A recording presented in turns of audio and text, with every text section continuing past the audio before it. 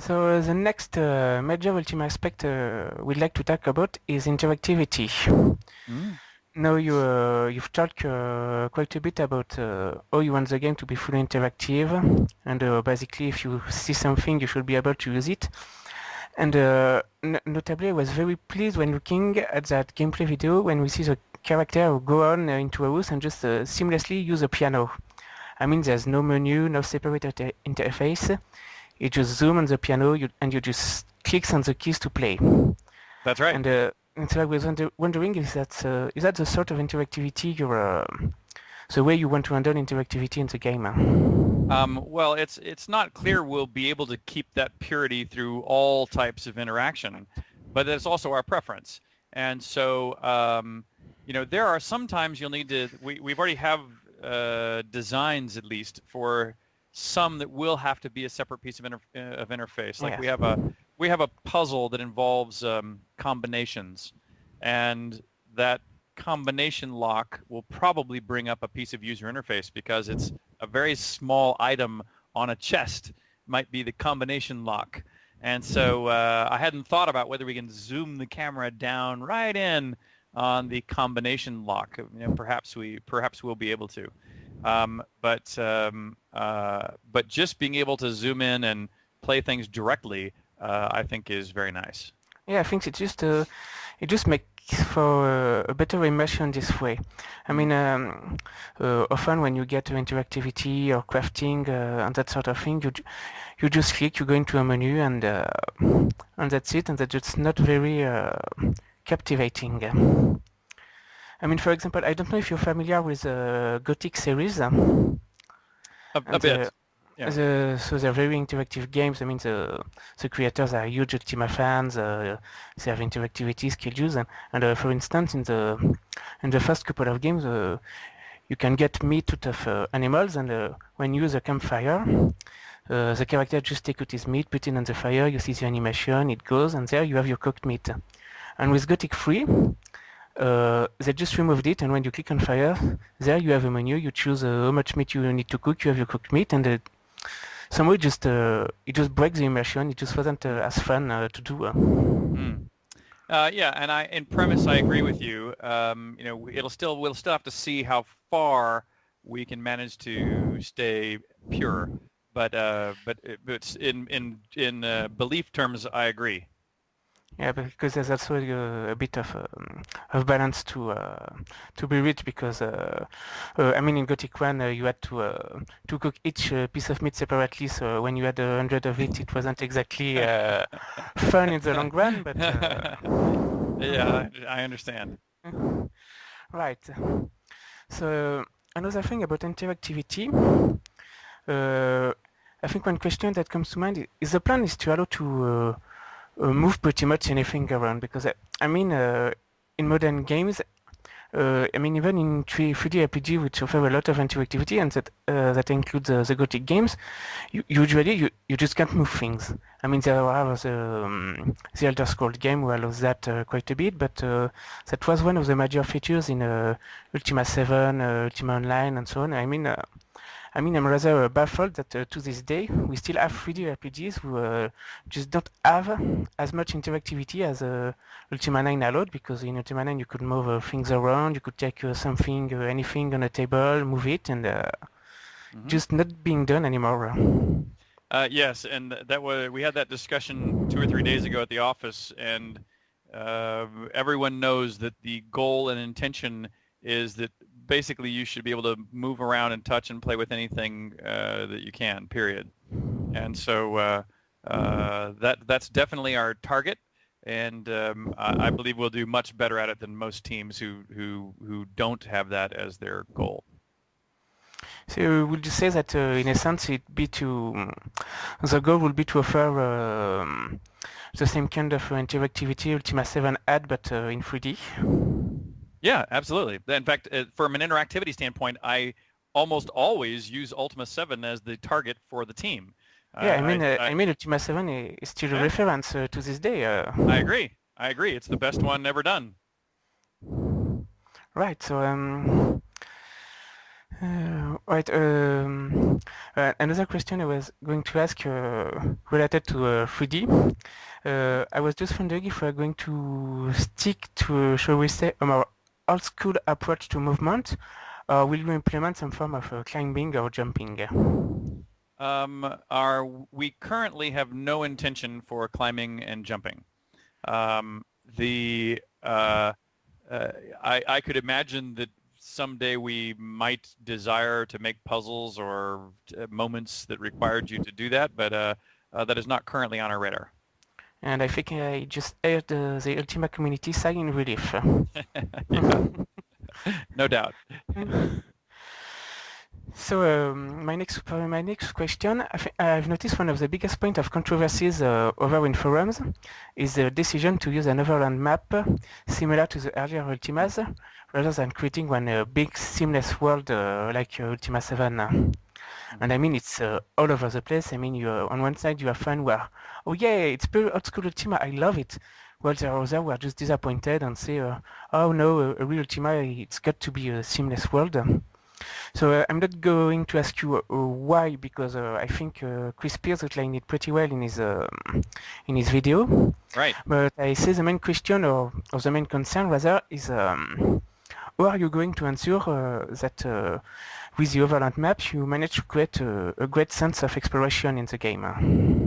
Yes. Well, in fact, I can't remember if I've put in this one of my videos already, but I redrew the overland map three, maybe four times till we found the proper scale to make the overland map both feel detailed and large enough to give you the sense of exploration, and yet also small enough to where it was a travel map to where you wouldn't have to literally run around every little scallop in the landscape.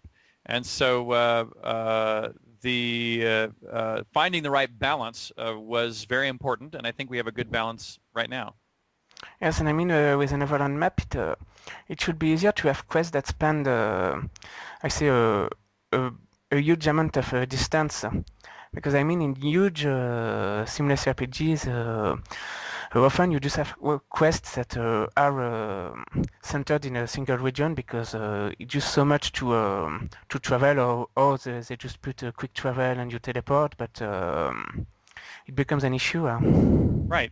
And it's running back and forth across a largely meaningless one-to-one scale world, following arrows on the surface of the map, just kind of sprinting from one end to the other, is the part that I think was not fun. By the way, I have a strong affinity also for an overland map. We went back and forth on this a lot, but I am confident that this solution we have is going to both provide the proper sense of exploration and discovery, as well as provide the technical solutions we needed to be able to make the game operate in the way we wanted to, as outlined by Chris Spears. So I was wondering in terms of exploration, I mean you likely have many POAs over the map. And I was wondering, will these have a different kind of size? I mean, for instance, will there be POIs who offer, say, big areas you can explore with secrets to find with them? I Absolutely. mean, you know, kind of if to take Ultima 7 for an example, you'd stumble into a deep forest POI and this would open the large chunk of the deep forest that would look and feel like it did in Ultima 7. Mm-hmm. Absolutely. And in fact, don't forget, one of the advantages of the way we've done it is we can change the map anytime we want, either with the phases of the moon or astronomical events, or just because we decided we wanted to. We can drop one new icon on the surface of the world and give you a whole new area to explore. Right, I mean it's easy to add new content this way. I mean easier than because when you have a seamless map and you've just explored everything, you can just pop up a new city or something because it feels a bit silly. Yeah, and could you repeat that question again? I'm sorry. Um, I mean it'd be easier to add content with an overland map. Oh, totally, exactly, and we want to be able to respond to player feedback. We want to, even if you're playing solo player, we want to be able to, fix bugs. We want to be able to make improvements. We want to be able to make additions. And having a game that periodically connects with the servers just to get content updates, we think is a huge advantage. And I mean, I think it's also, it should help to create a dynamic storytelling in terms of having areas evolve and change, because, again, that's not really easy to do with a seamless world. Yeah, I agree. Yeah, I keep having this example from Ultima 9 coming around. In Ultima 9 there is a Scarab Ray which is wiped out during the course of the game, but you never get a chance to visit the city where it was intact. And I keep thinking, with an overland map like Shroud of the Avatar, this is the sort of thing that would be possible. You visit a city, and as a consequence of the story, it gets wiped out or invaded, and it could become a different place. I completely agree. And so this is a sort of, I say, dynamic evolution of the game world you are planning within the story and the game. Exactly right. Well, I think that's great. So there is another question that comes to mind when thinking of old school Ultima games and dual school map. Are there plans to offer some form of transportation like horses, carts, ships? We've talked about it, and we already do plan to have what I will call transportation that you book passage on, but like a ship that goes from point A to point B.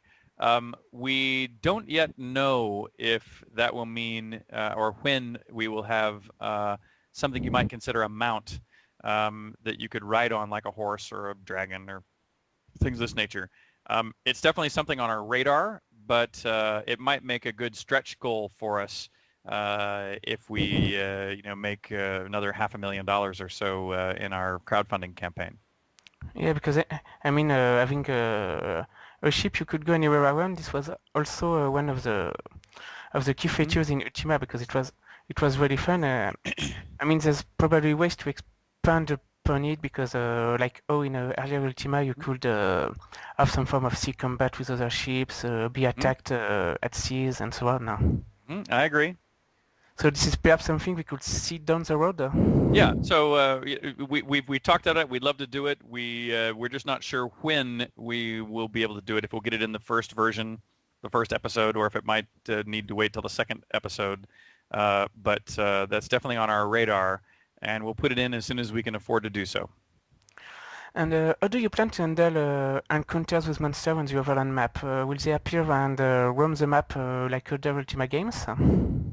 There is sort of a fog of war that you can tell, you can see in the prototype. So the map is slowly unveiled to you as you explore it. Of course, right. You know the general form of the map because of a cloth map. Yes, so, but once you've revealed all the map, will you see monsters on it, roaming it, or will you have some form of random encounter? That's on there now? Yeah, that's on there now. Oh, yes, so even in the prototype, right, there's the gypsy wagons moving around and the dragon. Yeah. Oh, that's right. Right, so the next question, I think one of the last traditional aspects of RPGs I like to talk about is dungeons. So I was wondering, if Shroud of the Avatar we are going to have many dungeons, and also how you are going to handle them. Because in many RPGs, dungeons just have this tendency to be just mindless hack and slash, romp, you enter, you kill monster, you get treasure, you go out, and that's it. And I felt the latest Ultima games, and notably Ultima 9, they tried to move away by this by offering really variety in content, puzzles of all kinds, sometimes even quests and NPCs. Yep. So I was wondering if this is something you're aiming as well with Shroud of the Avatar. Absolutely. In fact, I think that any, I generically call the maps you go to from the surface of the world, we call them scenarios. And a scenario could be a Scarab Ray that's under attack and might change states from earlier to later in the game. It also could be a dungeon like the Mines of Moria in Lord of the Rings, where getting safe passage through to the other side is very complex. But in all scenarios, whether they're a town, whether they're a dungeon, whether they're a control point like I had put into Tabula Rasa, um, all scenarios have a story flow where it's possible to have one or more combats. It's possible to have one or more puzzles to solve. It's possible to have a handful of NPCs to either complete missions or get new missions from. All scenarios should be rich with content, not just mindless levels of monsters to fight. And is the plan in these scenarios to have multiple ways of doing them, of solving the quest or whatever is required of the player?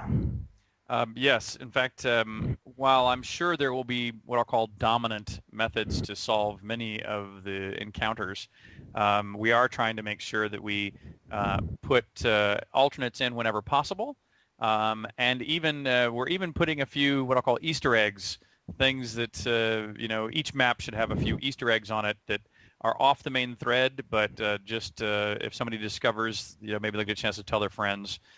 Who might go back and look for the same Easter egg on that map. Well, great. So another question I was having, so since I think one of the big things that is setting Shroud of the Avatar apart from the single-player Ultima series is the multiplayer aspect. What would you say to people who are predominantly single players to make them want to try the multiplayer aspect? Yeah, so first I would say don't forget, you can play this game completely solo player and offline. So if that really is the way you prefer to play, fear not. We will support you in playing it, and the game is being written as a story-driven, traditional Ultima style game, so I hope to make you very happy. That being said, here is why I believe that you should play online, even if you prefer solo player.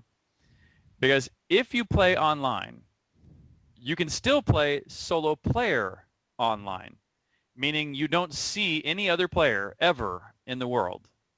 But what you do see is all the persistent world changes that all of the players add into the game.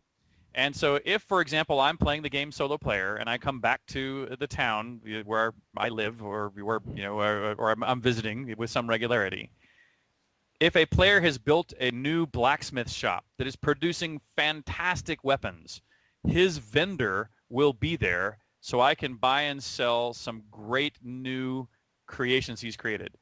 If we're hoping to put even the ability for people to make art in the game.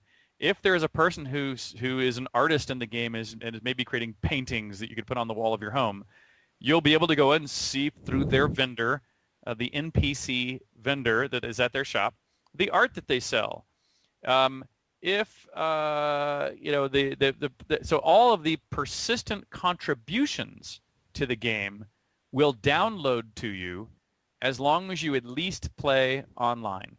And I think that there is no harm even to the solo player experience. I believe it is only beneficial to the solo player experience to see the world grow and evolve due to the contributions of other players. Right, so in a sense, the way you're doing so that the single player experience is not, say, gimped by multiplayer is by building the multiplayer around it. That's right. That's exactly right. And I also think that when you think of multiplayer, in a multiplayer sense, it's actually very uncommon that your actual friends, people you actually know, will happen to be online at the same time you happen to be online. Because if you think of your friends in the world, most people have maybe 100 people they would really call their friends, and maybe only 30 of those people are actually as hardcore gamers as you are. And so the probability, if you log on once every other night, let's say, the probability of you and your other 30 friends being online at the same time and in the same city at the same time is not a very likely occurrence. It's actually, it's not something that will be constantly happening. It's something that will be only occasionally happen. And so I actually think that as much as I want to convince people, first of all, to play online, not offline. But also, by the way, I think there's no reason not to expose yourself to letting your friends and you see each other, because it's not going to happen that often. And whenever you happen to be in the same town or happen to be traveling across the same part of the map, what a great joy it is to say, "Hey, Bob, Chris, what's up? Wow, hey, how are you doing?" And make a celebration out of the fact that you found each other in this virtual world. Now, if what you don't want to do is play with thousands of strangers tromping across your map and killing all of your monsters and getting to all the loot ahead of you and struggling for limited resources, and you don't want to play that what I'll call competitive aspect of what sometimes happens in multiplayer games, then don't. But we have a very simple slider that you can move and set anywhere you want between traveling literally alone to only with people you know, to only with people you know and they know, so kind of 2 steps, or frankly anybody that happens to be nearby. And so you can adjust and choose your level of comfort, and you can change it on a daily basis. You can be going like, last time I played, I went ahead and slid that slider up to let other people play, and I didn't like it. You go, okay, well, slide it back down to solo player. No harm. I think maybe the concept about multiplayer from single player players is perhaps more in the sense of oh say if you're playing with a group of friends and not just alone, how will this affect the storytelling really? Right. And so that's a perfectly reasonable concern. So there's ways we do it at different times.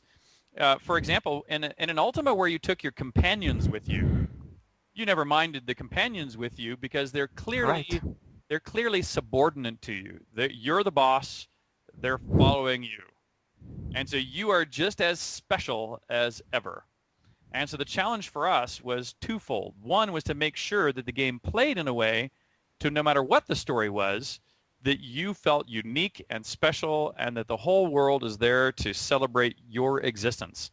And you are the one person who is prepared to be able to save the world, or do whatever great deed is required. But a second way to also to work on that is to make sure that even in a multiplayer setting, that is not destroyed, that you don't disturb that belief. And part of it comes from what is the story you're trying to tell, and how can you tell a story? What story is there that allows you to see other people in the world, but not think that they are taking away from your feeling of being unique and special? And I can't tell you the answer to that because it's part of the story. And so, Right. but trust me that I know the problem. At least I understand the problem. And I will both let you play solo player, but also I think you might not find multiplayer to be as destructive to the story as you might be Right, thinking. because really, I think the concern is really as you described about how in single player stories you are the hero, the special one, and I mean it's a bit like if you're playing Ultima 7, you're trying to stop the Guardian, and you have 4 avatars running around in the same party, and Right. this would feel wrong. I agree. And So so we in a won't. So sense, we won't do that. the story is built to avoid creating something like this. Exactly right. And that includes, by the way, just having a story where that problem won't come up. But it also sometimes involves technology. There are parts of the story where you will be forced to go solo. There are parts of the story where you just won't. You will not have the opportunity to see or interact with anyone else. But the fact that it's still in a world that is growing and changing, I think, is a benefit to all players. Right, and I mean it happens sometimes in Ultima games. Several times you were solo, you did not add your party with you. Yeah, that's true. And this brings me to another question I wanted to ask about. And then, by the way, I'm about out of time, so one or two more questions. Right. I have this question and then the final one. Okay. I was since the game will also involve virtual node. Will it involve? The same kind of say philosophical and spiritual exploration, personal exploration that you had in Ultima 4 and the subsequent Ultimas? Yes. So from a story standpoint, Ultimas 4 through 7 are the target, to do stories about self-examination as much as they are about the foe which exists within the world. Right. So now for the final question. Great. So I wanted to close this interview with this. I mean, obviously, Shroud of the Avatar, it reckons a lot back to the Ultima series as a whole, and even Ultima Online, because it is a spiritual successor, so it makes sense. But I would ask if you think back of the Ultima series and what you are trying to accomplish with Shroud of the Avatar. Mm.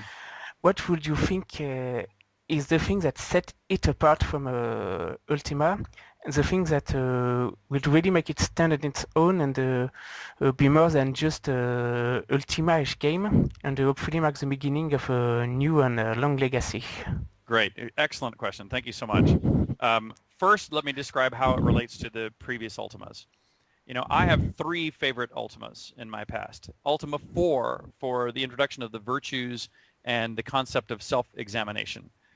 Ultima 7 from a detailed virtual world to interact with at a high level of consistency and depth. And Ultima Online to be the introduction to multiplayer role-playing games and kind of opening a new very popular genre. And in particular on that side, keeping the fact that Ultima remains unique compared to other MMOs where non-combat roles play a huge portion of what makes the game strong and great in my mind. So for looking backwards, those are the touchstones for Shroud of the Avatar. Looking forward, however, I'm also critical of many of much of what has happened in role-playing games in the last, especially decade. Most role-playing games have become a cookie cutter of the same designs, largely championed by EverQuest through Worlds of Warcraft, especially the online ones. I think that we have a strategy by which we can tell stories in the depth of the way we did in the past, but with modern sensibilities of their construction without spoiling it and talking to people with an arrow over their head and just clicking on the quest log and following the arrow on the map. I think we can tell much more compelling stories than have been done in recent years, and I think we have the basis of a selectable multiplayer that, even though there seem to be 2 camps, the people that want to go, I want a solo player game and never see another person, period, or there are the people of, I want an open world MMO and anything less than that is going to piss me off. I know I have players that are in completely opposite camps, and I believe we've created a technology which will let you play in whatever camp you like, but I actually believe that people are going to come in the middle. I sincerely believe I've created a system which will let multiplayer be additive and not an impediment to a story-based role-playing game. All right, so thank you very much. You're very I welcome. think this interview will hopefully clears a lot of things up in regard to a single player and alleviate the fears of many fans because it really sounds that you are really aiming to create something that would be worthy of a single player Ultima game. Yes. So again, I would like to thank you very much for giving us this opportunity for this interview. My pleasure. Thank you so much. This was really a pleasure and an honor, and we really look forward to Shroud of the Avatar, and we're hoping the Quickstarter will bring even more, and we're really looking forward to the game. Thank you so much. I appreciate the time Thank as you well. very much.